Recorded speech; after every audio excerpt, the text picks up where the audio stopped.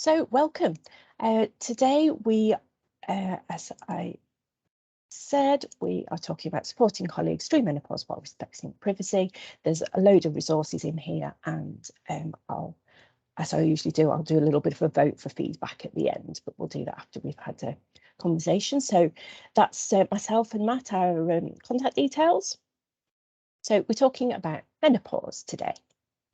So a whole load of resources, again, not going into detail, but that's some of the useful websites that I found while doing some research. I think it's the International Menopause Society at the top there that run World Menopause Day, in so much that a World Day is run. And when you Google, I find this interesting, when you Google menopausal woman, you get these sorts of pictures, these really sad, depressed looking, slightly older women. And it feels a little bit unfair, to be honest, because perimenopause, which is the bit kind of running up to your periods having stopped for 12 months, is the bit that I think most of us are struggling with and suffering through, or a lot of us are. And that can start in your late 30s or in your 40s. And I don't think those pictures, for me, match a woman of that age. This, to me, is more what I like to think of as these sort of people. A huge number of women are going through perimenopause and menopause while still in the workforce. We're working longer, and till we're 67 at least now, and probably going to get longer and longer. So Laura, you being young, you've got a longer way to go of working. And so it's the it's the people that are around us. And some of these perimenopausal women, well, one of them looks like that and has a very young child. So I definitely don't put myself in that category of the greying. I mean, I am greying by diet. Older, very sad, very tired looking lady that you get when you Google menopausal woman. I am very much struggling with perimenopause and have a 3-year-old and a 6-year-old. So that's fun.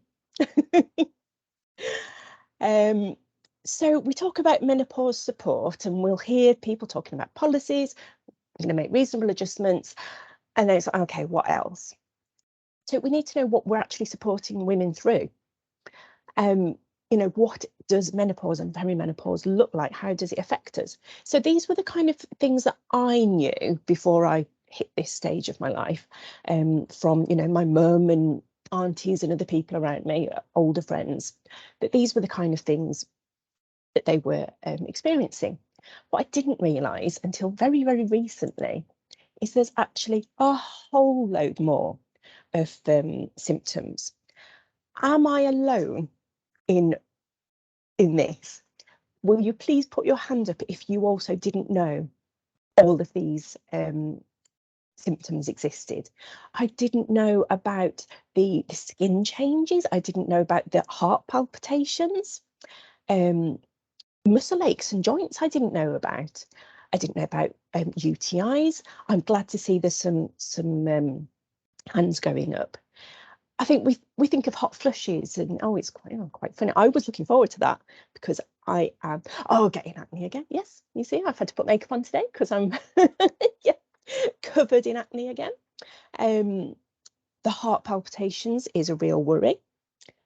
Oh wow, morning sickness and nausea. Yeah, just it feels like you go back into the worst of puberty and pregnancy and everything else that goes with it. And I hadn't realised it was all these things. So we can't put policies in place to support people unless we know what we're supporting them through. And this year, the theme of World Menopause Day is cognition and mood. And I really hadn't understood. I knew it affected mood because I was a teenager when my mum was going through it. And there were some clashes in terms of mood, as you can imagine. But the cognition bit, I hadn't realised. And I'm really struggling with brain fog. And I know a lot of people are.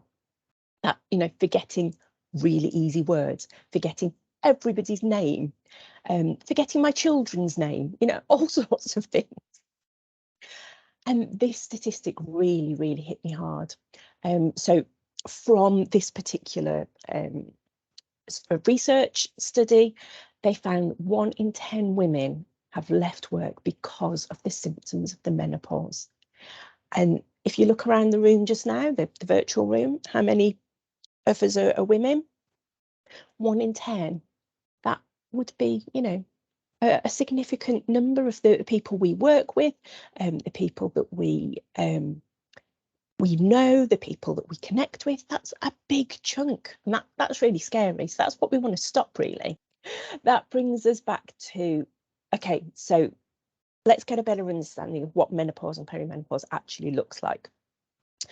And think about policy and reasonable adjustments, and what else? What else are we going to do?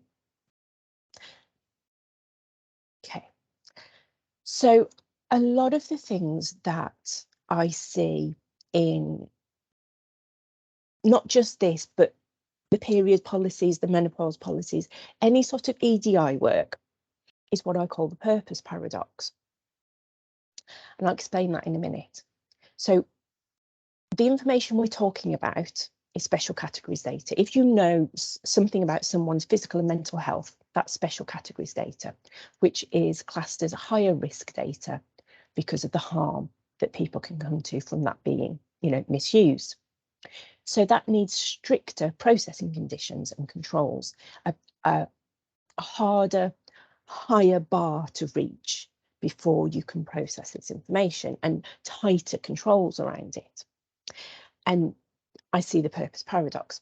So to me, the purpose paradox that some of you will have heard me banging on about before is when the purpose of a project or a policy or anything else, a process or anything else, isn't actually going to achieve the desired purpose because of the way that it's being handled. So the how doesn't align with the why, and it actually conflicts. So it's, you know, you might have a great purpose for doing it, but the way it goes, you go about doing it, you end up with a real conflict. And I call that the purpose paradox. If we're going to respect privacy, there are 2 ways to go about it: reduce the data that we're actually handling and control that data. So let's start with the controls.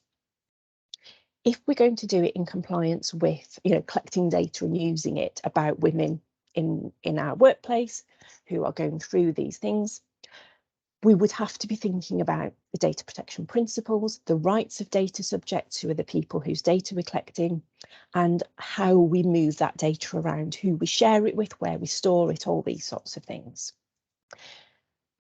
Always start with purpose, because contrary to popular belief, the principles, the data protection principles, are largely based on the purpose that you're trying to achieve with what your process.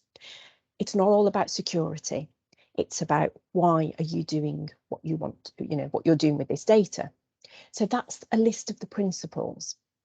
And you'll see security is one of them near the bottom, but there's no point putting security in place if you aren't using the data for a lawful purpose, you aren't being transparent, you collect the data and then use it for something else because you go, oh, that could be useful, and then you go and do something else with it.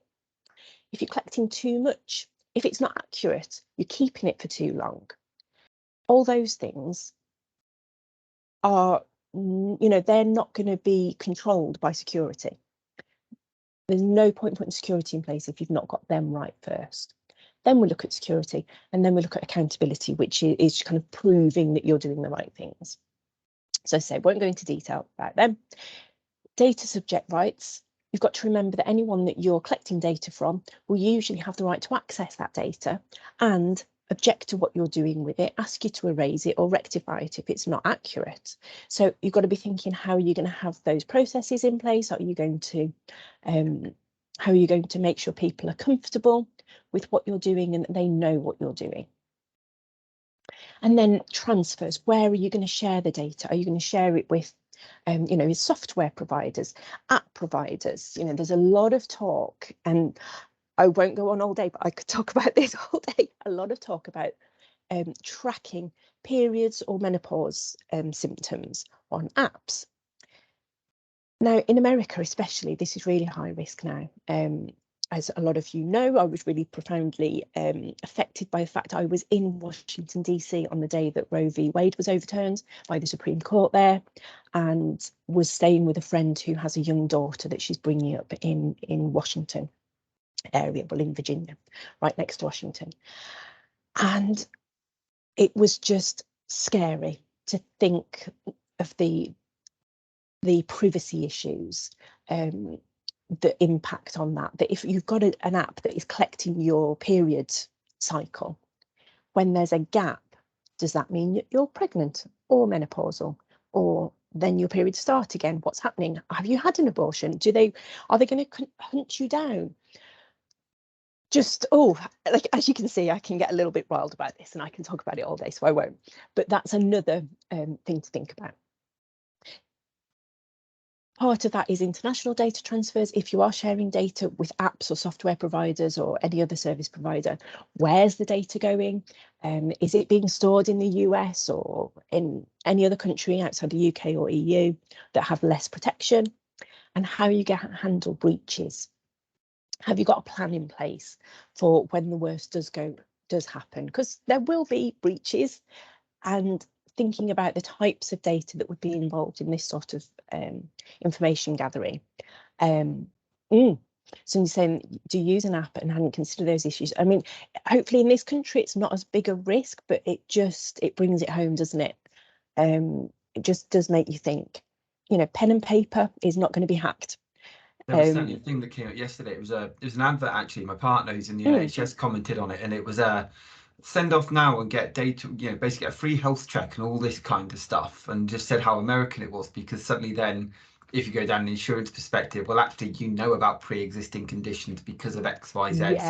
So, you know, there's a lot like that going on at the moment. I think this was why this was so important to bring to the table today. Yeah, absolutely. It is in everyday life. I'll briefly go off track slightly again. That I was talking to somebody who's a LinkedIn friend and knows I'm a data protection consultant, but she's not in the DP world. And she mentioned that she'd seen my little video that I'd made for today, where it starts with my porridge and my honey buzz. See, I was very proud of that. And said, you know, healthy eating can help with menopause symptoms. And on Tuesday, we're going to talk about supporting people through menopause while protecting their privacy. And she says, I love that it's showing what you're interested in outside of your work. It's about you personally, it's not about your work. And I was like, whoa, that's weird, because it really is about my work, not just because I happen to be perimenopausal, but the privacy part of it. Did you not realise that is part of real life? And people do, I think, see privacy and data protection as kind of over here in this thing that consultants and lawyers do, data protection officers do. And then we have our normal life where we download apps and send them all this information, like you say, Matt. So we need to bring the two together and, you know, consider that it is part of normal life. So if all of that is putting you off a little bit and thinking, if I'm going to put a policy in place and it involves collecting data about people at work and their experiences, maybe I'd like to avoid that. And let's think about how can we support people while respecting their privacy? What can we do that doesn't involve collecting data? So again, a list there, so that it's there on the resource. I have a little asterisk on the bottom one because I've got open communication asterisk, meaning that bear in mind all the things from before. If you're going to be communicating, are you writing it down? Are you putting it in a system? Are you putting it in official files? Or are we just talking about, you know, communication that doesn't come under data protection legislation? So I've got some sort of ideas here. I just want to finish off my little presentation bit here with some ideas that I want to throw at people in a nice way. And then we'll open the conversation up, if that's okay. So anyone who has any, well, Bromford is a prime example, but so often celebrations and raising money in the workplace is to do with cakes and bake sales, and bring cakes in on your birthday, and here's some cakes for your baby shower, and everything else. Great, but can we be including as well healthy options? Can we be encouraging healthy options more? And it doesn't need to be boring. They can look like cocktails like that. It can be smoothies. I was at an event in May, and one of the stalls was a smoothie bar, and it was amazing. It was absolutely fantastic. The colours and the flavours and the smells, it was awesome. It felt like a real treat, more so than the dried up pastries that were there. Are we expecting people to wear a dress code that's uncomfortable? Or can we allow people to be a little bit more comfortable, wear what they want to wear, be themselves? Are we expecting people to come into an office? Or, as we've proven can happen over the last 2 years, can we work successfully from home? Do we expect everyone to log on at 9 on the dot? Or can we go with the flow a little bit more and be a bit, fluid and flexible about times? And then another couple I just want to throw in there is, if you have, the colleague, what are they called? Colleague assistant programs, just checking my notes. Make sure everybody knows they exist and how they work, and that they are confidential, so that nobody's sitting there thinking, oh, I wish there was some help, but I don't think there is any help, or I've got to ask for help and I really don't want to ask for help. Make sure people know the phone number, know the website address, so they can access that themselves without having to, put themselves out there. And celebrate World Menopause Day and all these sorts of things, and make it really clear that you are listening, and that, that communication is two-way. You are listening and you are open to improving life for women at this stage of their lives. And there is so much more we could talk about. I know there was a question that come up that I got sent before this, which is around that piece around data, which was by someone who couldn't attend today, but they basically were asking me, if we can't hold data, but we know what's going on, then how do we, I guess, how does a manager make sure that they are providing support when they can't necessarily hold the data on somebody who might be going through or coming up to stuff? How do you get that balance between the two, I guess? So it's not that you can't hold the data. It's just, don't go out and willy-nilly collect all this data with no clear purpose in mind. So if you're going to, summary here with the action plan, if you're going to put a policy in place, be thinking about, first of all, what are you trying to achieve and why? So is it that we just want to have statistics, or, which isn't a good purpose, by the way, or is it that we actually want to help people, and how are we going to help them? So the policy then, what can we put in place without collecting data? And then where we absolutely feel we do have to collect some data, like you say, the manager knows something's going on, the person has been open with them, you can record that the same way that you would record any other medical issue. If somebody came to you and said they were having treatment for something, or they were struggling something with mental health or anything like that, you can record it, but think really, really carefully. All those points that are in the earlier slides, how are we going to keep it secure? How are we going to make sure we only collect the minimum? We don't keep it forever. We only keep it when it's appropriate. All those kind of things. Make sure they're in place in your policy, and then coming down the action plan in your procedures and actions. Everything that happens on the ground, make sure it links back to that policy. Be clear about what the policy is, and then keep it under review, because there's not going to be a perfect policy. There's no such thing as a perfect policy, and it'll change all the time. Be open to that two-way communication for people telling you what's working and what's not working. How long would you think a take review it from there? how often do you think you should review a policy like this? I think it needs to be kind of a quick look over at least once a year, but that can just be a quick look through. A full review every 3 years, because even 3 years comes around pretty quickly. But also, like with any of these sort of policies, if anything happens that shows it wasn't appropriate, or somewhere that you could take as a learning opportunity, then dig out the policy and go back.